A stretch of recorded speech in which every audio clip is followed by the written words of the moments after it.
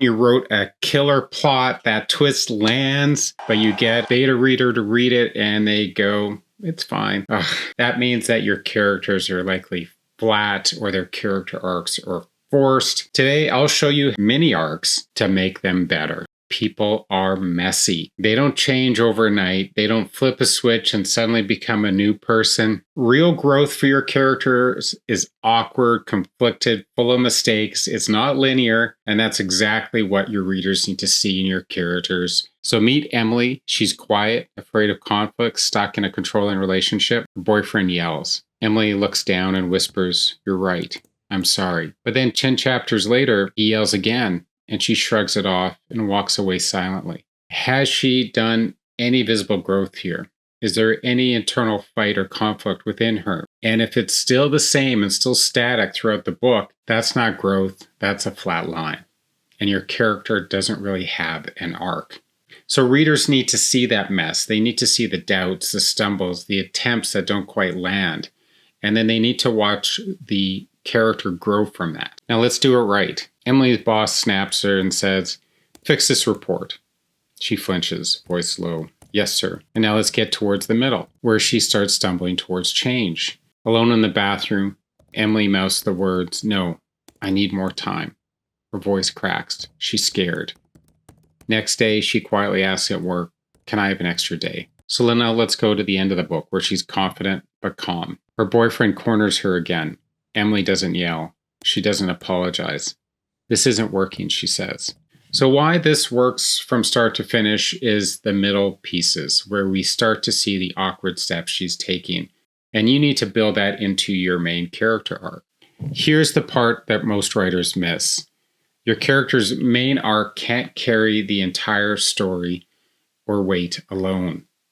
If growth feels rushed or forced in your books, it's often because you're missing what's called a mini arc or mini arcs to your story. These mini arcs are smaller struggles in different aspects of their lives that mirror the main change. These are the hidden threads that make your character feel human, that make them more messy. Because if you have a main theme or something that they're struggling about the most throughout your book, and that's your main character arc, well, wouldn't that occur in different parts of their lives? That's what you need to show to make your character feel alive and real, and your story to carry maximum weight for your readers. So stick around. I'm going to take you through an exercise that's going to help you build these mini character arcs and fold them into your scenes naturally. But we're going to go through some quick examples first before you go and try that in your story. So let's dive into a mini character arc that supports the main arc. For Emily, growth isn't just about leaving her boyfriend, it's about all the places she's been silenced. So here, we can do a work mini arc like we suggested before. The start, she's timid, overworking to avoid trouble. And in the middle, maybe she practices no in front of the mirror. In the end, she'll calmly tell her boss, "We'll talk tomorrow." Now, why don't we add a friendship mini arc? Start, she avoids friends, she's ashamed and isolated. Then she reaches out to one friend, awkward and unsure, and then maybe at the end she builds support and leans on others. So now we have a work arc, friendship arc. Now let's add an isolation mini arc. So here she might refuse social invitations, but then in the middle she agrees to one coffee. And at the end, she starts reconnecting with her community. So these mini arcs don't have to be major epiphanies, but they show that change in different aspects of her life and how she's succeeding and failing in different parts of who she is and trying to gain that growth. And that makes that character feel real. And the mini arcs mimic that larger growth and add layers of tension and emotion. Now, as you're listening, start thinking about your own story and what mini arcs you can add to yours. And feel free to drop in the comments and I can work through the exercise with you.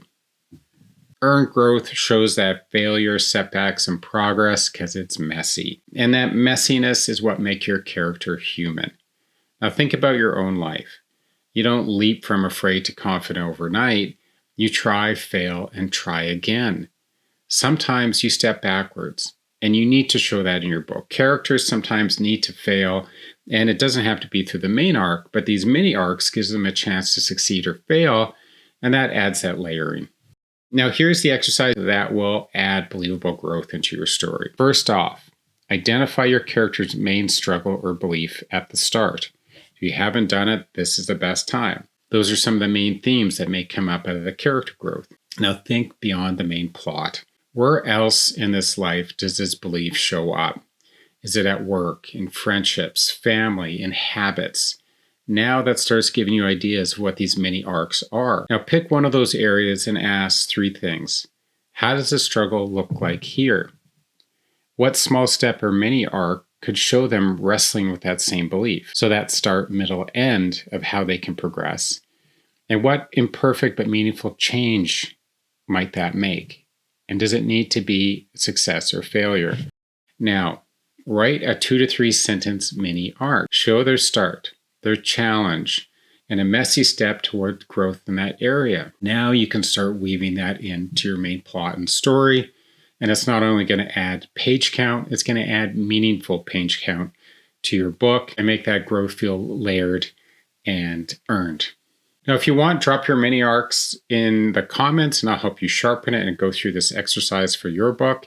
I'd be happy to do that. And remember, real character growth isn't clean, it's messy. People are messy, your characters are messy, and readers are going to appreciate that if you show that in your novels, and they're going to respond to you. Don't be afraid of showing your characters' fears, their awkward attempts, their failures, their small victories, and readers will follow that every step. If this video has helped you, it might actually help someone else. You can actually share it in here, or you can click like and subscribe. Happy writing.